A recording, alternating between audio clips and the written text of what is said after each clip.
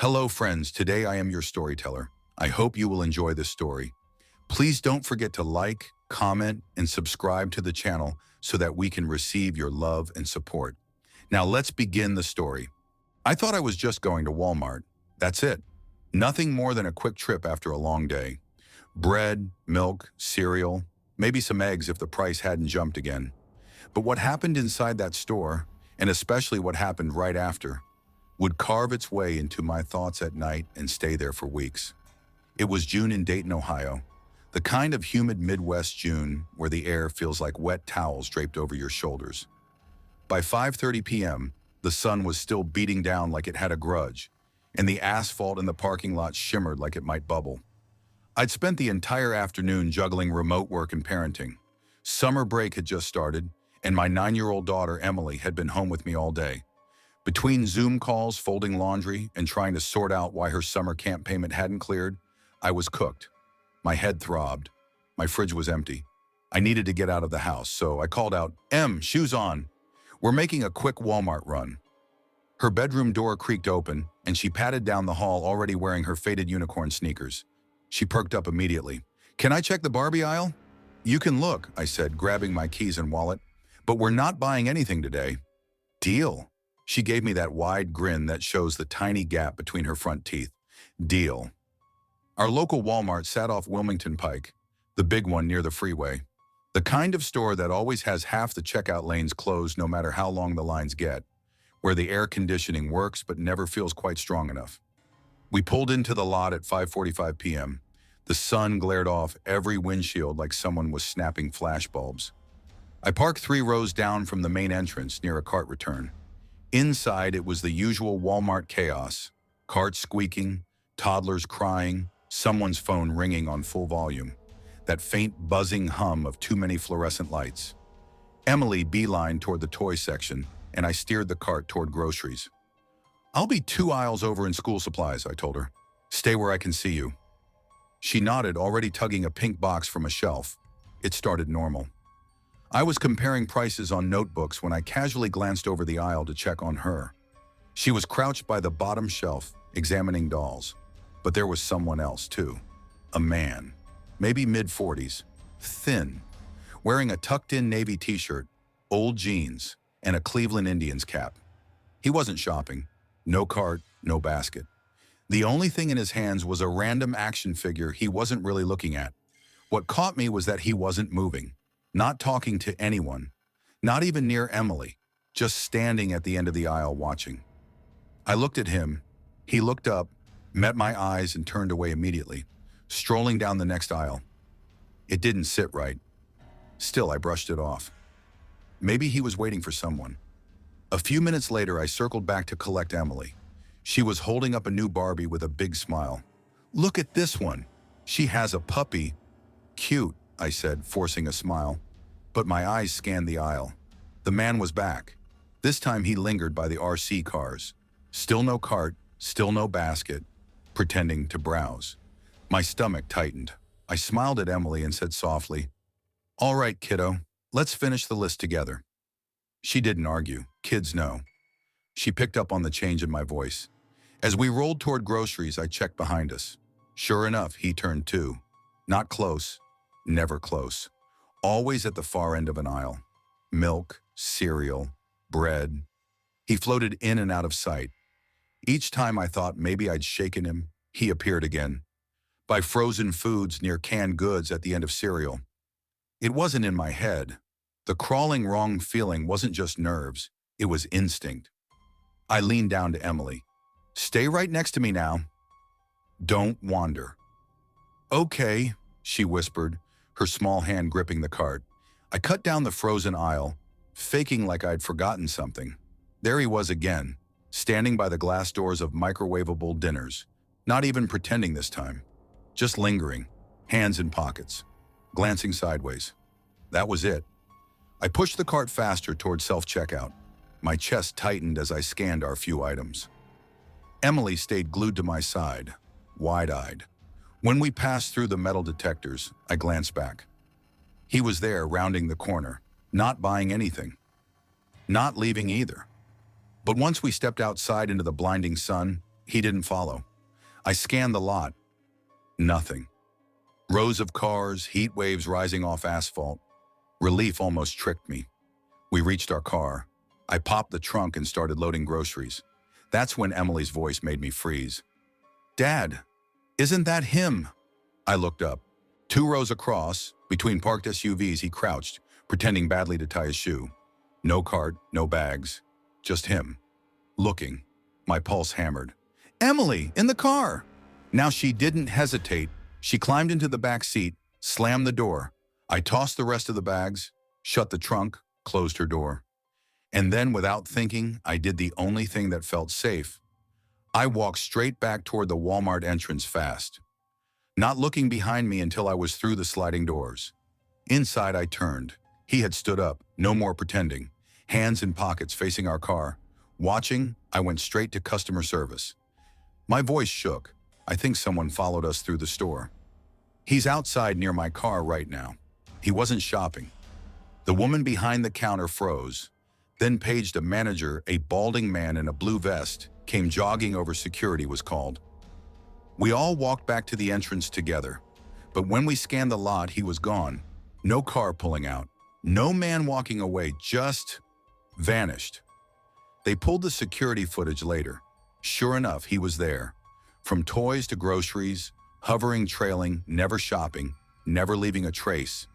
They flagged it, made a report, promised to keep an eye out, but there wasn't much else to do. I called the non-emergency police line, filed my own report. The store manager backed me up.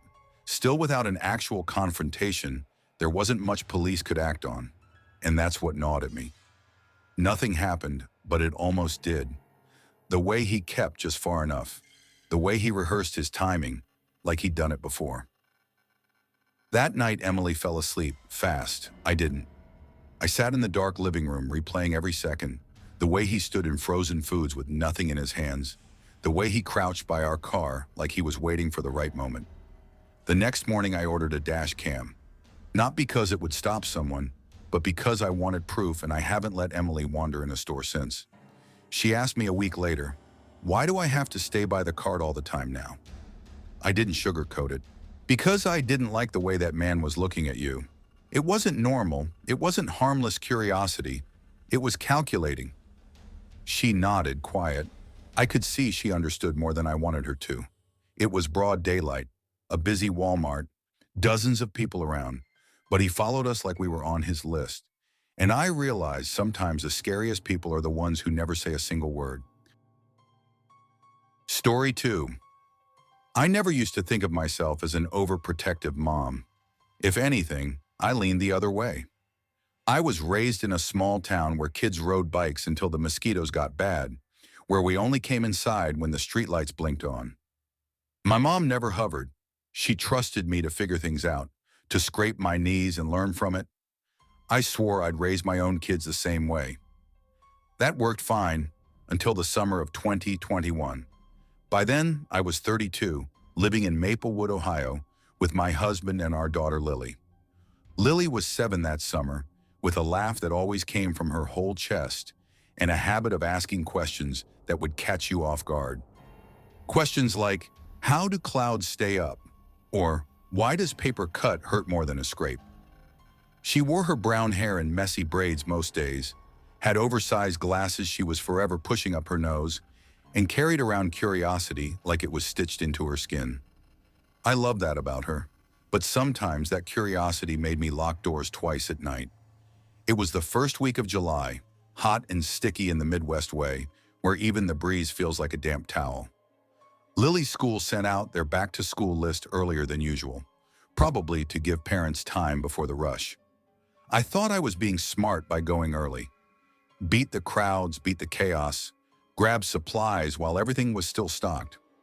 So that Tuesday morning, I loaded Lily into our old Honda CR-V and we drove to the Walmart on the edge of town. Not the shiny new one by the highway, the older one, tucked between a strip mall and a half-empty furniture outlet. The one locals called the Quiet Walmart because it never felt as crowded. I figured it would be easy. Folders, pencils, glue, maybe a pair of sneakers if we had time. When we pulled into the parking lot, the asphalt shimmered like black water. I parked near the garden center and Lily hopped out, chattering about which backpack she wanted. Inside, the store smelled like floor wax and produce, that weird blend you only get in places that sell both lettuce and tires. We grabbed a cart and started down the main aisle. Lily hung on the side, riding it like it was a roller coaster. "Mom, can I pick my own pens this year?" she asked. "Sure, well," I said, pushing past the rows of summer clearance. "Just no glitter ones." "Remember last year?" she giggled. "That was an accident. An accident that turned our whole laundry room into a disco ball." By the time we reached school supplies, our cart was half full, folders with cartoon characters, a rainbow pack of pens, non-glitter, thank God, glue sticks, notebooks, and a watermelon-shaped pencil case Lily insisted on. The school aisle bled right into the toy section, which was already buzzing with kids tugging at parents' sleeves. "Can I go look at the dolls?" Lily asked, hopping off the cart. I hesitated. They were just 2 aisles over. I could hear kids laughing down that way. "Okay," I said, lowering my voice. "But remember what we talked about. You don't talk to anyone unless they've got a blue shirt and a name tag, and if anything feels weird, you come find me. Got it?" She gave me a mock salute. "Got it." I smiled and let her go, turning my attention to comparing binder rings. For a second, I thought about texting my husband to remind him about dinner, but my gut told me not to get too distracted. I checked my watch instead. 10:46 a.m. Barely 2 minutes later, I heard her voice. Not scared, not yelling, just talking. Then I heard another voice, a man's, low, calm, like a neighbor making small talk over a fence. Something cold slid through my stomach. I left the cart and walked to the aisle's end. There was Lily holding a doll with bright purple hair. Standing a few feet away was a man, mid-40s, maybe older, button-up short-sleeve shirt, olive cargo pants, baseball cap that said Ohio Outdoors. He wasn't reaching for her. He wasn't close enough to touch, just standing there with a practiced smile. "You've got to know where to look," he was saying, pointing toward the back of the store. "They keep the good toys in clearance, right near the loading dock. Most folks never even check back there." I stepped forward, steady but fast. Lily turned at the sound of my shoes. Relief flooded her face. "Hey, sweetie," I said, putting my hand on her shoulder. "Do we know this man?" She blinked, adjusting her glasses. "No." The man's smile didn't falter. He even lifted his hands slightly, palms out, as if to say, "See? No harm here." "Oh, sorry," he said casually. "Just being friendly." She said she liked dolls, so I mentioned the clearance section. "That's all. Do you work here?" and I asked. He shook his head. "Nope, just shopping." Then, just as casually as he'd appeared, he stepped back and walked away. Not rushing, not guilty, just moving with quiet purpose. Past electronics, past men's clothing, through outdoor gear. He didn't look at shelves, didn't grab a cart, didn't check prices. He walked straight through seasonal decor, past the garden center, and out the automatic doors. No cart, no bag, no receipt. Gone. I gripped Lily's hand so tightly she didn't squirm. I stood there at the glass, staring at his fading figure, trying to process what I'd just seen. "Mom?" Lily asked softly. "Was he bad?" I didn't answer. I just steered her toward customer service. The girl behind the counter was maybe 20, her hands fidgeting with a pen. I explained everything. She flagged down a floor manager named Carl. I gave a description. The hat, the shirt, the way he walked out without buying anything. "He didn't touch her," I said, my voice shaking. "He didn't yell or act aggressive. But he told her there were toys by the loading bay." Carl nodded, jaw tight, then led us to electronics where security could check cameras. After 10 minutes, he came back. "We didn't catch him on the entrance cam," he admitted. "Sometimes they miss angles if there's a crowd. Nobody here recognizes him." "Do you think he's done it before?" I asked. Carl didn't answer, just asked if I wanted to leave my number. I did. I didn't expect a call. We didn't finish shopping. That night, Lily didn't ask why we left early. She didn't pout about not getting a new backpack. She just stayed close, hovering near me as I made her favorite dinner, mac and cheese with too much butter. "Sweetie," I said softly at the table, If anyone talks to you like that again, someone you don't know, you come get me right away. Even if they seem nice, she twirled a noodle on her fork. Was he trying to take me? I stared at her empty bowl. My throat felt tight. I don't know. And I didn't. That's what scared me the most. He didn't look dangerous, didn't act scary. He looked like someone's uncle, the kind of man you'd nod at in the produce aisle. That was the point. 2 days later, I called Lily's school and asked if they could move up their annual Stranger Danger seminar. The principal agreed. Since then, Lily doesn't wander aisles alone anymore. She doesn't argue about staying close. She understands in her own way more than I ever wanted her to. And me? I still think about that man more often than I'd like to admit. Not because of what he did, but because of what he almost did. Because of how confident he looked. How natural. Like he knew exactly how long it would take a parent to compare binders. Like he'd done it before. Sometimes I lie awake replaying it, my heart racing as the same question echoes in my head. What if I hadn't heard her voice? What if I'd been distracted for one more minute? What then? You tell yourself you'd notice. You'd see it coming. But you don't. Not always. Because monsters don't always come with claws. Sometimes they come with soft voices and baseball caps. And they're just an aisle away. Story 3. I never thought a quick stop for toothpaste would be the moment that made me rethink how safe we really are in public. It was late September of 2021, still sticky and hot in Tennessee. That weird in-between period after the worst of the pandemic, when people were starting to relax, but everyone still carried this unspoken tension. Like any moment could break the fragile sense of normal we were clinging to. At the time, I was working third shift as a night security officer at a distribution warehouse outside Jackson. The pay wasn't bad, but the hours took a toll. I'd clock out a little after 6 in the morning, body aching from pacing long concrete floors, drenched in sweat from the warehouse heat. I lived in a tiny one-bedroom apartment above a strip mall laundromat. My sleep schedule was wrecked. I barely saw the sun. That morning, I was running on 4 hours of restless sleep and a half cup of gas station coffee. My deodorant was gone, my toothpaste tube was flat, and I was down to one decent pair of socks. So after my shift, I swung into the Walmart off North Highland Avenue. I'd been there dozens of times. It was close, quiet at that hour, and usually easy in and out. The lot was half empty, the sun already peeking up behind the sign. I parked near the garden center, grabbed a card even though I didn't need much, and rubbed the ache in my shoulder from the weight of my work belt. I was still in uniform, navy polo tucked into black tactical pants, badge clipped at my waist, radio on my belt even though it was turned off. I didn't notice him right away. He blended in, average build, maybe mid-40s, hair cropped short, wearing a neat dark blue polo tucked into khaki pants, clean sneakers. He carried himself like someone used to giving directions. Straight back, shoulders squared, chin level. I was halfway down the hygiene aisle debating between 2 brands of toothpaste when I heard, "Morning, man. Think you might have dropped your phone out by your car." The voice came from just behind me. I turned. He was standing maybe 10 feet away, hand resting casually on the edge of a display. I patted my pocket. My phone was right where it always was. "Nope, I've got it," I said. He smiled politely. "All right, just thought I'd let you know." Hate for someone to grab it. The smile didn't reach his eyes. Something in the way he said it made my skin prickle. He wasn't wearing a Walmart vest. No badge, no lanyard, no radio. But he stood there like someone who belonged, like an authority. "You work here?" I asked. "Loss prevention," he replied easily.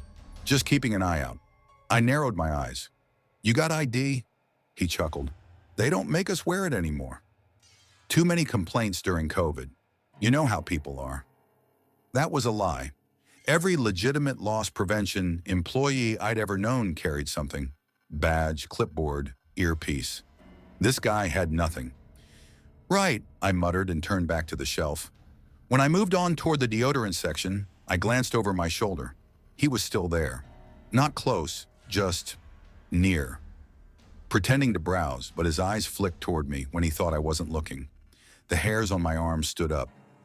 Years in security teach you to recognize posture. His was too alert, too focused. I decided to test it. I turned down one aisle, then another, looping past electronics and cutting through toys. I stopped in the Hot Wheels section, pretending to study the shelves. My heart thudded in my chest.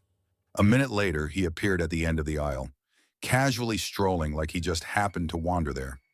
"Everything good?" I asked without looking up. "Just checking on things," he said smoothly. "Lot of theft lately." You'd be surprised I turned to face him fully. "You ever gonna show me some ID?" His expression flickered, just for a second. The smile tightened. His voice lost its friendliness. "You could be a little more respectful," he said. "I'm just doing my job." "Then get your supervisor," I said, my voice sharper than I intended. "I'll wait right here." Something shifted in his face. The fake charm slipped. He studied me for a beat too long, then exhaled through his nose. "Whatever, man," he muttered, turning away. He didn't walk toward the back or any employee area. He walked toward the front entrance. I stood frozen for a second, my chest tight. Then I headed straight to customer service. The young woman behind the counter smiled when she saw me. "Can I help you?" "Yeah," I said, lowering my voice.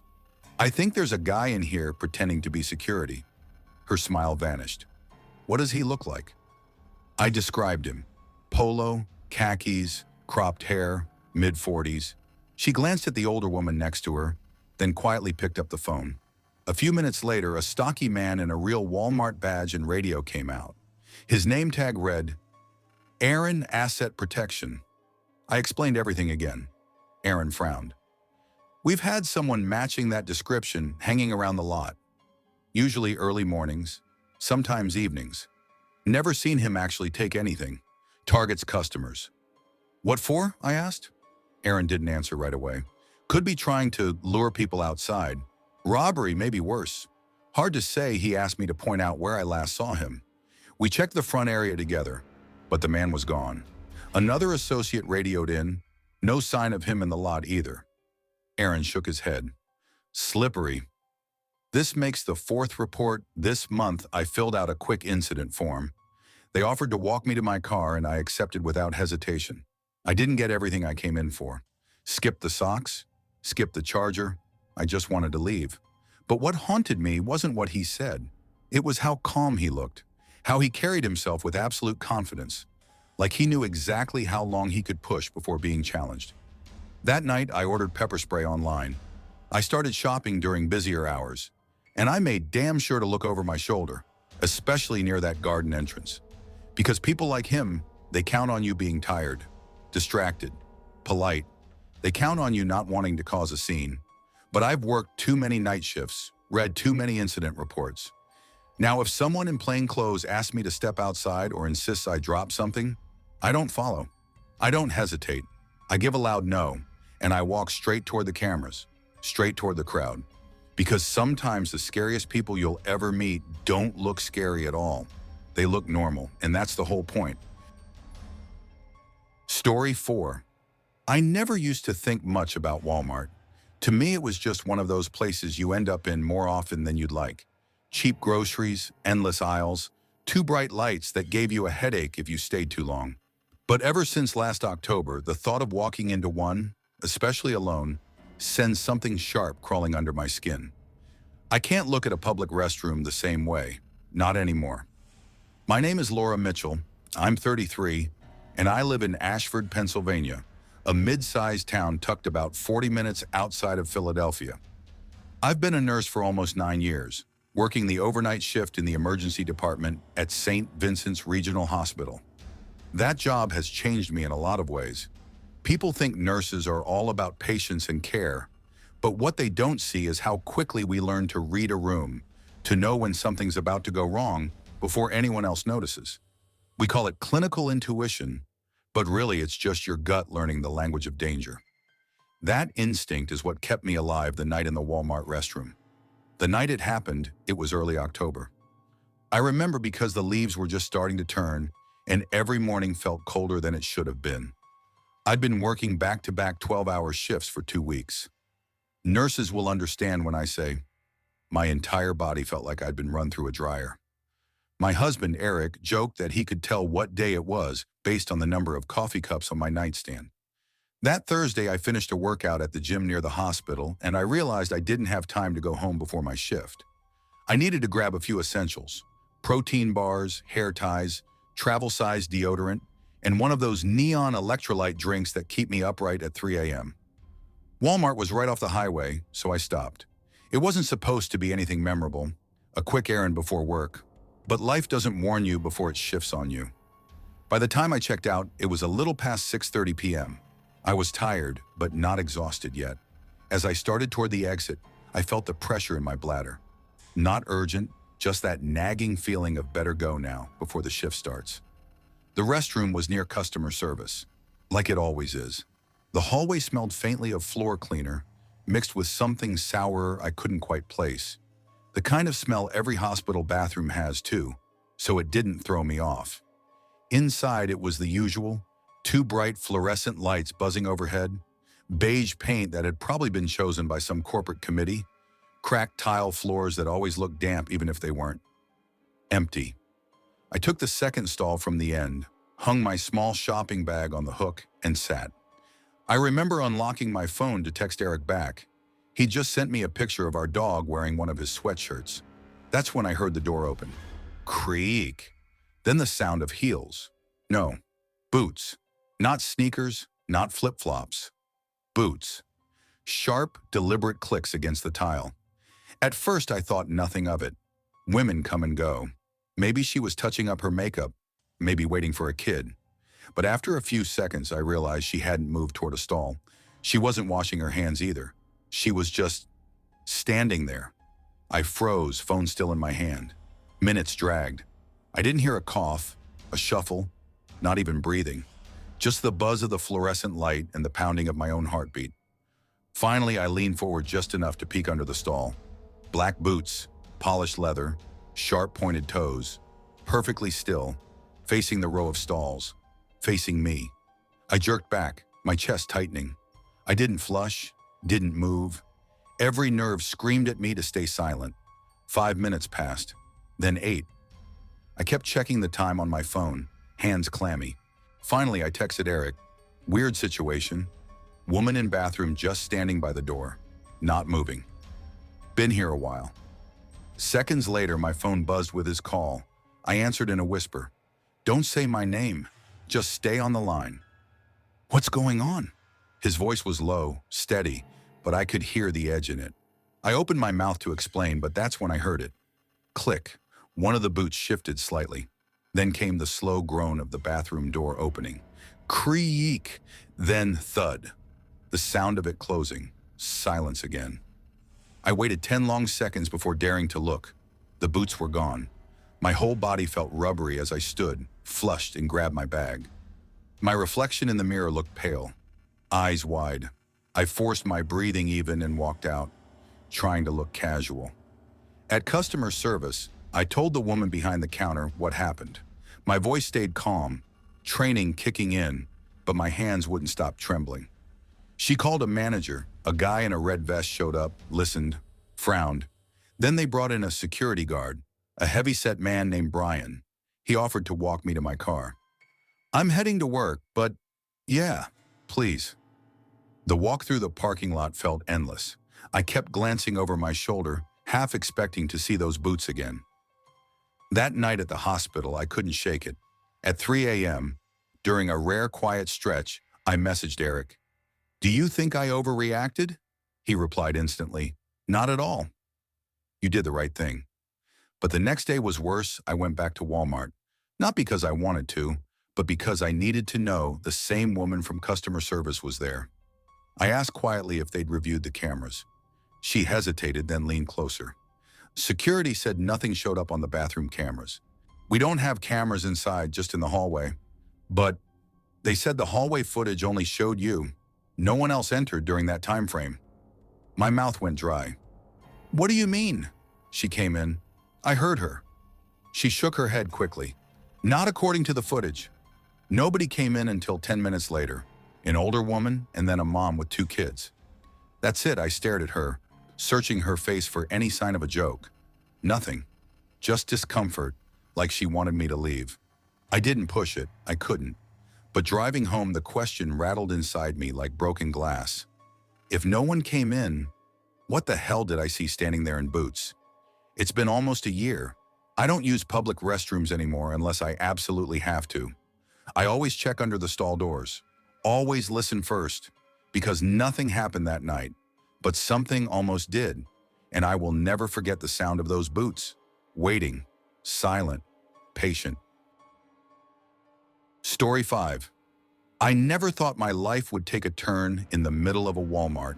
My name is Maya Sullivan. I was 16 years old that fall, and up until that day, I'd never broken the law. Not once. Not even jaywalking.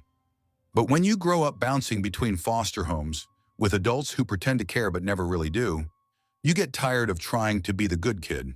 You get tired of swallowing anger you never asked to carry. That morning had been like a match to gasoline. "You're not my mom," I yelled across the kitchen. The cracked linoleum floor, the smell of burnt toast, it's burned into my memory. Charlene, my foster mom, slammed a coffee mug down so hard a chip broke off the rim. "And you sure as hell don't act like a daughter," she snapped.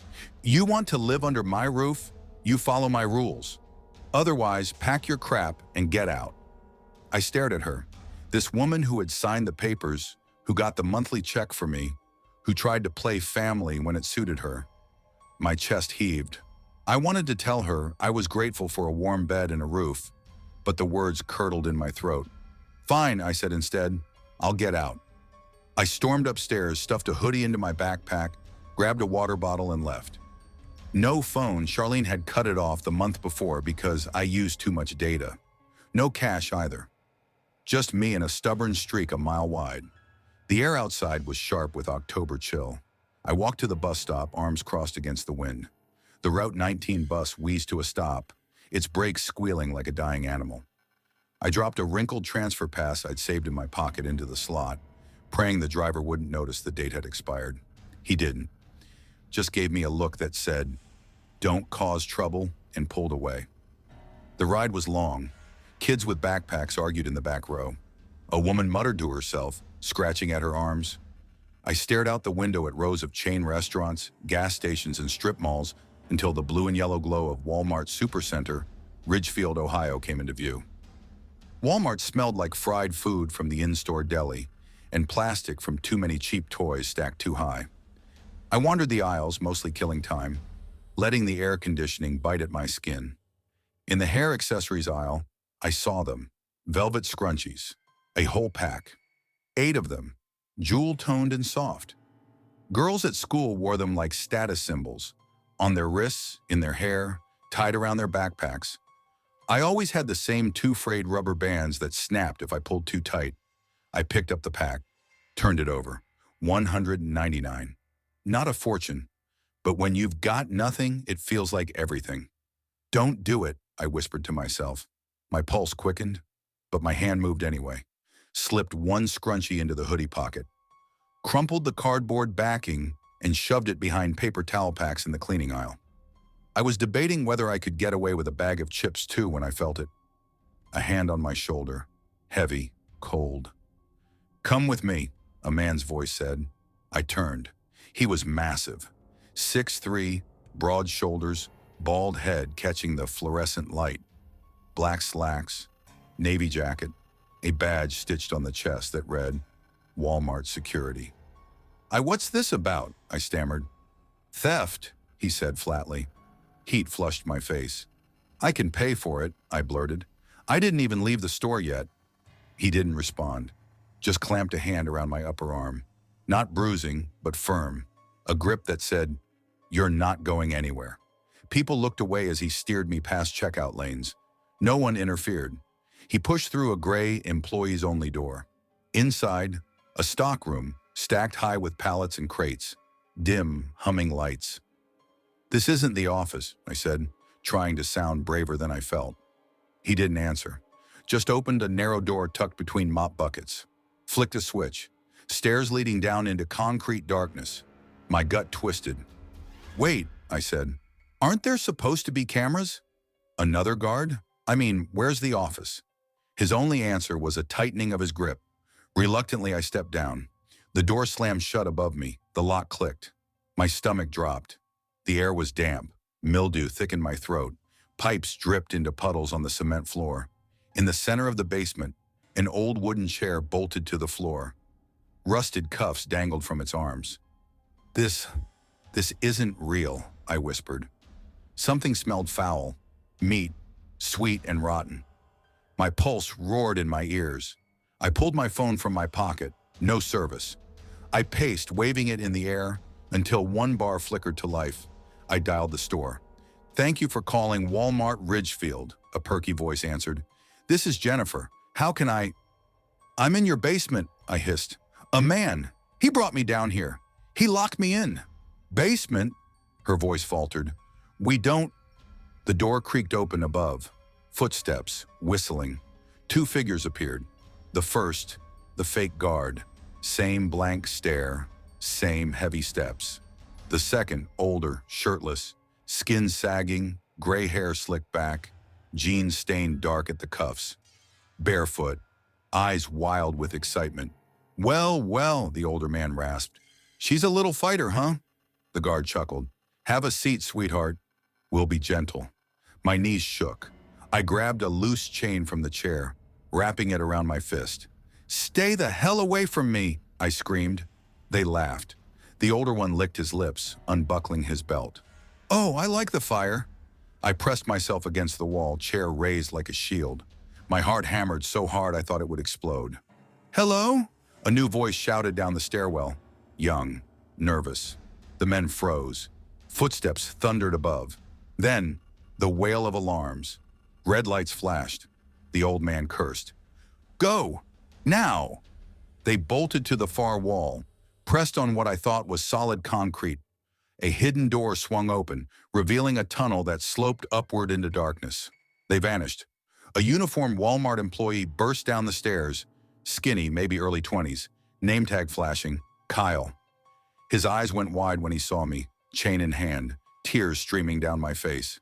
"Jesus Christ, are you okay?" I collapsed, sobbing. He said he was security. He locked me down here." Within minutes, real managers and police swarmed the basement.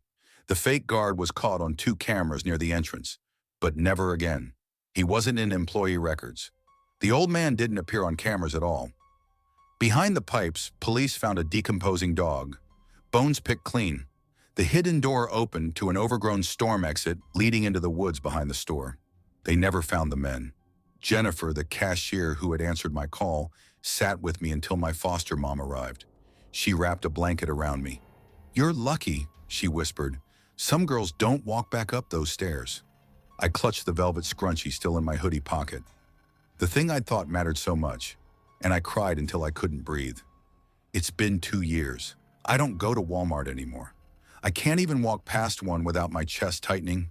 They call it an incident. I call it a scar that never fades. Because I know those men are still out there. And I was almost one of the girls who didn't walk back up those stairs. Story 6. I didn't grow up thinking the world was out to get me. My name's Hannah Lewis, and for most of my 34 years, I've believed I could handle myself.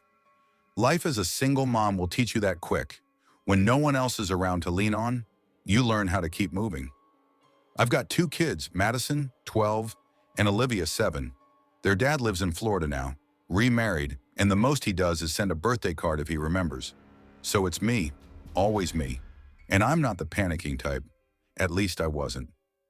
That Thursday evening in Brookhaven, Kentucky, something happened that changed the way I look at every trip to the store, every late-night errand, every crowded aisle where strangers stand too close. Because what I saw, or maybe what I almost saw, made me wonder how many times we've all walked right past danger without even realizing it. We had dinner late that night, around 7:30. Nothing fancy. Mac and cheese for the girls, leftover chicken for me. Olivia was begging for ice cream afterward, but we were out. Madison reminded me, again, that her sneakers were too small for gym class. I'd been putting it off, but her toes were practically busting through the fabric. I told them both, "Fine, get your shoes on.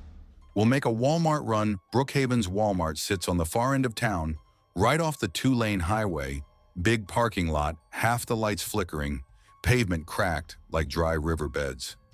It's the kind of place that always feels a little run down, no matter how new they try to make it look. We pulled in close to 8:15. The lot was only half full. I parked under a busted streetlight, the kind that buzzes and flickers like a dying bug zapper. Olivia scrunched up her nose and said, "That light's spooky." Madison, queen of sarcasm, muttered, "Probably aliens." We laughed, but I remember feeling the air, thick, muggy. The kind of late summer Kentucky night where your shirt sticks to your back before you even make it to the entrance. Inside, the blast of cold AC hit us. Olivia climbed straight into the cart like she always does, legs dangling. Madison pulled out her phone. I grabbed a basket, telling myself we'd just get shoes and a few school supplies. Quick trip.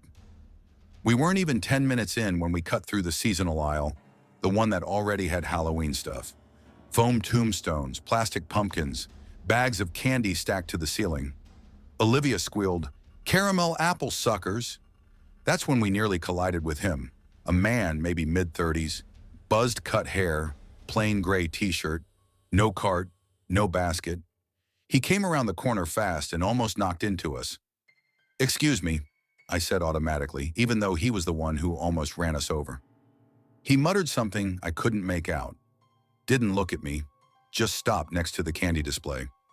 At first I brushed it off. People are weird, but the way he stood there, it wasn't right. He wasn't picking candy. He was listening. His hands hovered over a bag of Snickers, but his head tilted ever so slightly toward us. Olivia held up a ghost-shaped bag of gummies. "Can I take a picture of this for Aunt Katie?" The man flinched, literally jolted, like the sound startled him. For half a second, his eyes cut to me. Sharp, twitchy, then gone. He grabbed a bag of candy awkwardly and shuffled away. My skin prickled, but I told myself not to be dramatic. We moved on to women's clothing. Madison wanted leggings, Olivia wanted fuzzy socks. I was digging through clearance racks when I saw him again. Same man. Still no cart, but now he was cradling that giant bag of candy like it was fragile, walking past slow, too close. His eyes didn't move over the racks, just flicked toward us, then away. I watched him turn toward the boys' clothes. My stomach tightened. "Mom," Madison whispered suddenly, "that candy guy's creeping." My heart jumped. "You noticed him too?" "Yeah, he keeps circling." That's when I knew it wasn't just me being paranoid. I moved us into the girls' section, behind one of those flimsy fabric partitions. I lifted Olivia fully into the cart so she couldn't wander. Madison slipped her phone into her pocket, her face pale. We lingered, pretending to browse, but I kept my eyes sharp. Minutes passed, no sign of him. Relief started to creep in. Maybe he'd left. Maybe he really just wanted candy. Then I saw him, in the girls' section, holding that same bag of candy, pretending to look at glittery shirts clearly meant for kids much younger than Madison. He peeked, quick glances, and when our eyes met, he jerked his head away, shuffled a few feet, then stopped again. Every alarm bell in my body went off. I started to pull out my phone. Should I call the store? Take a picture? Text someone? That's when things got worse. Another man appeared, mid-40s, bald, stocky build, standing near electronics, arms crossed, watching us. No cart, no shopping, just watching. I felt my pulse thudding in my ears. "Girl," I whispered, "stay close. Don't wander." We shifted toward juniors, pretending to browse tank tops. Olivia whispered, "Mommy, why are we moving so fast?" "Just stay with me," I said, forcing calm into my voice. Then a third man showed up. This one picked up a hoodie, put it down, walked toward baby clothes, circled back. His eyes lingered on Olivia sitting in the cart. He didn't flinch when I stared at him, just looked away like it was nothing. That was it. My instincts screamed louder than my doubts. If you're right, get out. If you're wrong, no one's going to laugh at you, I told myself. We turned, walked steady but quick toward checkout. My palms were slick with sweat as I scanned every aisle for them. I didn't see the men again, but the weight of their eyes stayed on my back until the sliding doors opened and the humid night air hit me. I loaded bags into the trunk with shaking hands. Madison stood lookout like she understood exactly what was happening. Olivia clutched my arm, whispering, "Can we go home now?" We drove off without looking back. That night I couldn't sleep. I sat on the couch, front door locked, replaying every glance, every flinch, every step those men had taken. Were they together? Coordinating? Were they waiting for me to let the girls wander, just for a second? The candy wasn't candy. The hoodie wasn't a hoodie. They were props. I don't have names, don't have photos. But I have instincts. And instincts don't lie. Tomorrow I'll call the store, ask about cameras, file a report, even if nothing comes of it. Because maybe the next mom won't notice in time. And maybe those men won't wait forever. Story 7. I grew up in a little town most people only notice because the highway cuts right through it. Brookville, Kentucky. If you drive too fast, you miss it completely. Just a cluster of gas stations, a Family Dollar, and a Walmart that stayed open 24/7. It wasn't a bad town, not exactly. It was just tired. Paint peeling off old porches, kids skipping rocks in the same creek their grandparents used, and people stuck in jobs that barely paid enough to keep the lights on. I used to think nothing ever happened in Brookville. I used to think we were too small for trouble to find us. But I was wrong. I was 15 the year it happened.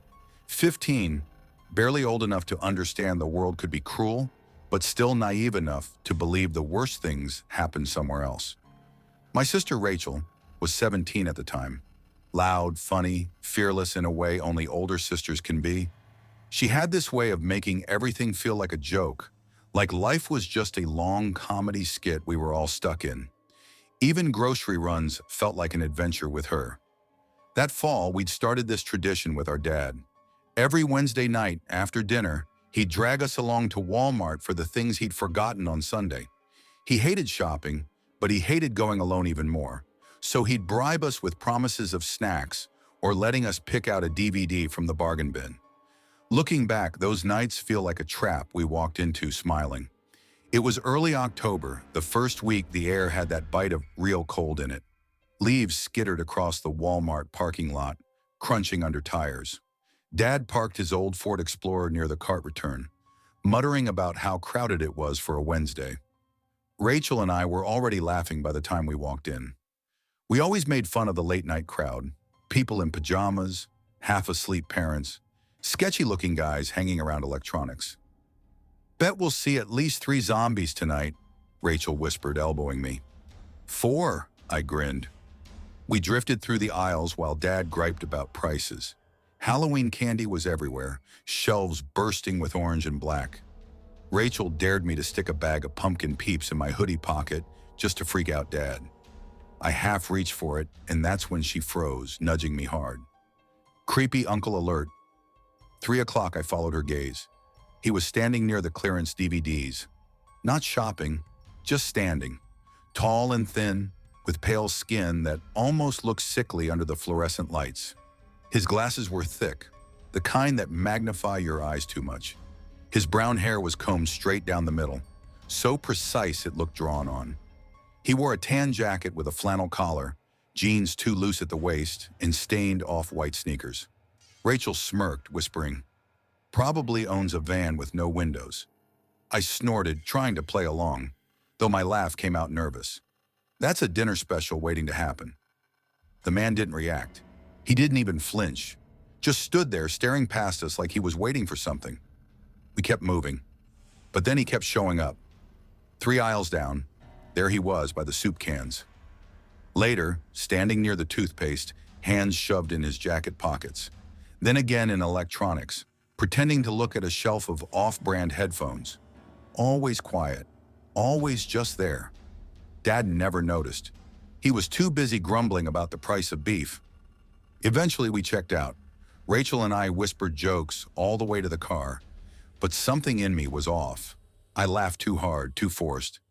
When we got home, I thought that would be the end of it. It wasn't. That night I couldn't sleep. I told myself it was the soda I'd had with dinner. But the truth? There was this pressure in my chest, this crawling unease I couldn't name. My box fan buzzed in the window like white noise, but I still swore I could hear something else, a presence. At 2:14 a.m., I shot upright in bed, heart racing, mouth dry. I pulled the covers to my chin. My eyes darted to the window, and for a second I swore I saw a shadow in the tree line at the back of our yard. Nothing moved when I squinted. The woods were still, but I locked the window anyway. That feeling came back every night after. Like clockwork, I'd wake between 2 and 3 a.m., drenched in sweat, my heart pounding like I'd been running. I told my mom. She said it was too much caffeine. I told my dad. He blamed horror movies. Rachel teased me, said maybe I just felt guilty for almost stealing Peeps. But it didn't feel like guilt. It felt like being hunted. The Saturday it all came to a head, my parents drove 3 hours to visit family. Rachel was at a sleepover. That left me alone. Normally I liked it, the quiet. But that day the air inside felt different, heavy, like the house itself was pressing in on me. I tried everything, video games, YouTube, even napping, but I kept catching myself glancing at the window, the hallway, the bathroom door. By 7 p.m., I couldn't take it. I called my best friend, Evan. Dude, come get me. Let's just drive around. I don't care where he didn't ask questions, said he'd be there in 10. I threw on a hoodie, stepped out to the curb and waited. When his old Honda Civic pulled up, I hopped in with relief, except the second I sat down, I noticed something was wrong. Evan wasn't talking. His knuckles were white on the steering wheel. He kept checking the rear view. You good? I asked. He nodded once. This car's been behind me since I left my street. Didn't think much at first, but they're blowing lights to stay on me. My stomach flipped. What kind of car? Silver Toyota. Older. Right headlights busted. Plate starts with a P. I think I turned in my seat. My heart stopped. The silver car pulled up alongside us at the next light, and in the driver's seat was the man from Walmart. Same thick glasses, same tan jacket. Only this time his jaw was clenched, teeth bared, eyes locked on me. Then he slammed his hand on the horn. I screamed. Evan floored it.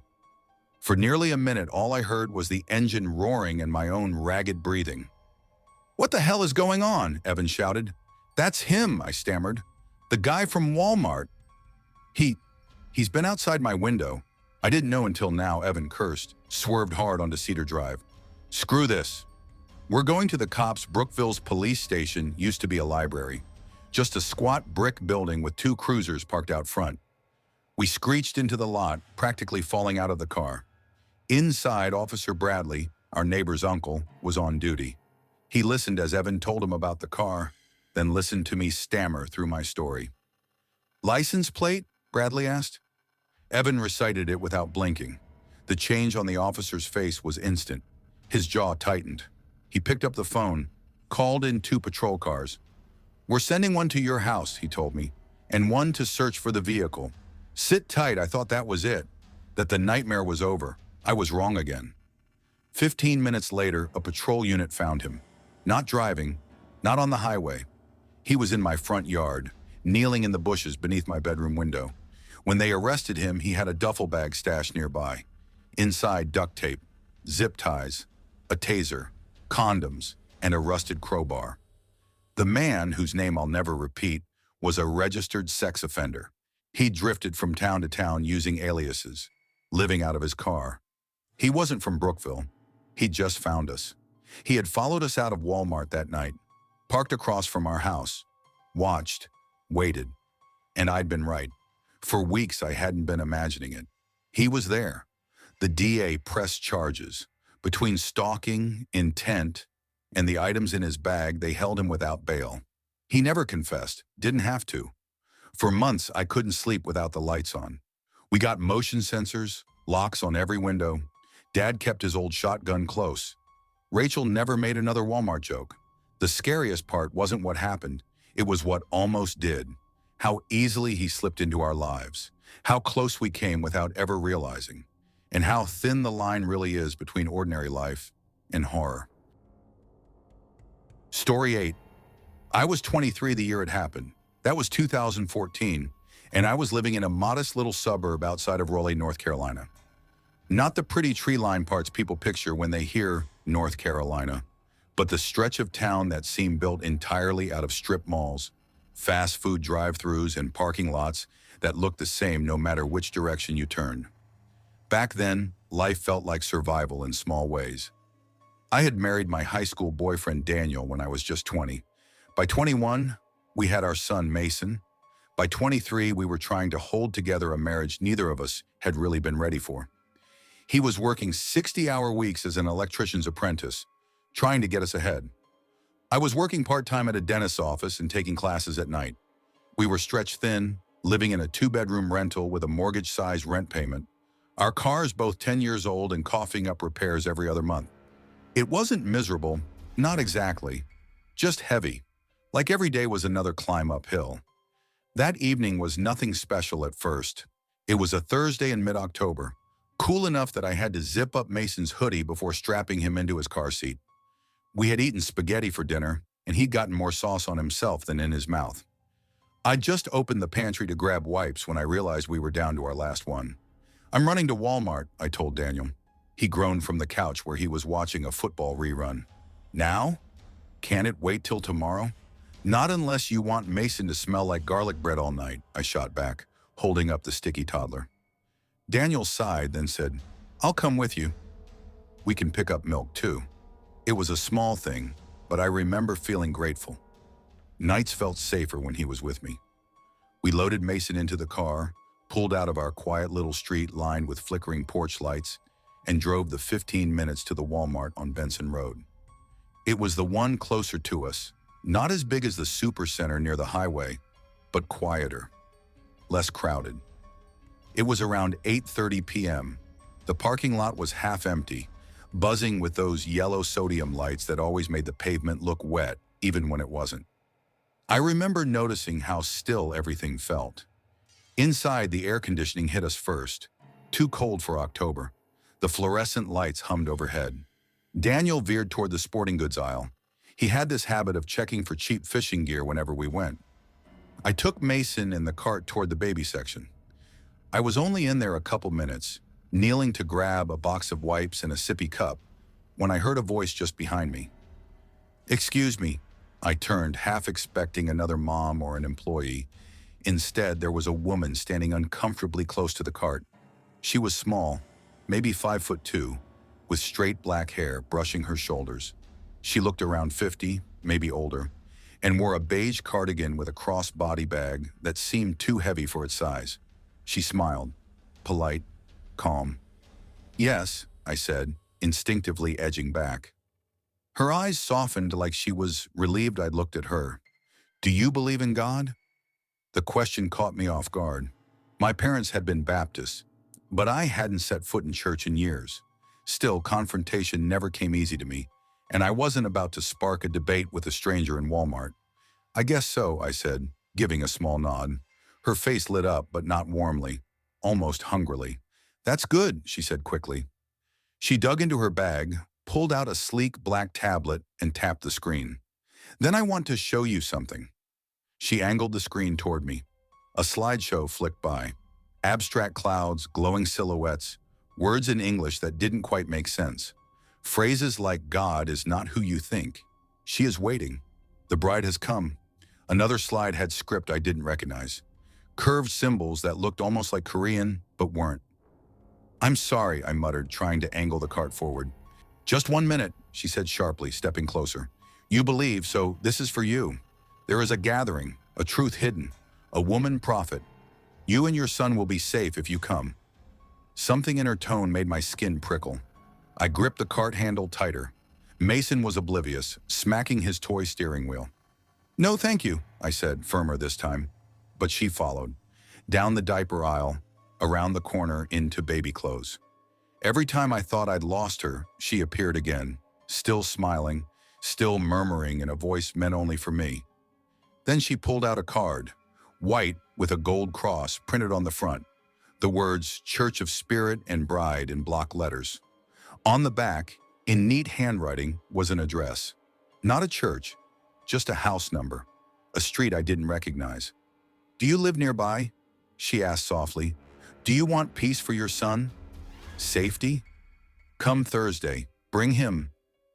My throat went dry. I stuffed the card into my pocket without thinking, just to get her to stop talking. That's when Daniel appeared, walking up with a fishing knife still in its plastic. "Hey, you good?" he asked, eyeing the woman. Her expression changed instantly. The smile dropped. She turned silent and walked briskly down the aisle without another word. I swallowed hard. "Just some lady," I told him, "trying to get me to come to her church." Daniel frowned. "Weird. Let's go." We paid for our things, left, and that was supposed to be the end of it. But 3 months later, in January, I was scrolling Facebook when a post stopped me cold. It was from a girl I'd gone to high school with. Warning to women in the area: if you shop at the Walmart on Benson Road, be careful. There's an older Asian woman with 2 men pretending to recruit for a church. They ask if you believe in God, then hand out cards with house addresses. It's a scam. My cousin was followed into the parking lot. Someone tried to grab her near her car. Police are investigating. Please share. My stomach dropped. I tore through the closet until I found the purse I'd carried that night, dug into the inner zipper pocket, and there it was. The same white card. Gold cross, same church name, same handwritten address. My hands shook as I typed the address into Google Maps. A blurry house came up, boarded windows, paint peeling, a red front door. Daniel came in when he heard me curse under my breath. I showed him. His face drained. "You think it's the same woman?" he asked. "Same pitch. Same card," I whispered. We called the non-emergency line. The officer on the phone was kind but tired. She took the report, said they'd keep an eye out. Nothing ever came of it. 2 years later, in 2016, I saw a tiny blurb on the local news site. Just a paragraph.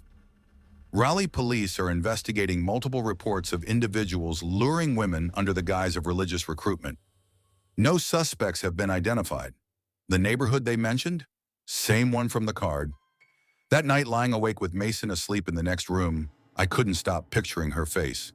The way she smiled, calm, like she already knew she was winning. I imagined what might have happened if Daniel hadn't walked up, if I'd let her talk longer, if I'd been desperate enough to show up at that address. And I think about the women who didn't have someone show up at the right time. That thought keeps me up, even 10 years later. Because it wasn't just weird. It wasn't just some eccentric church lady. It was something else. Something I still don't have a name for.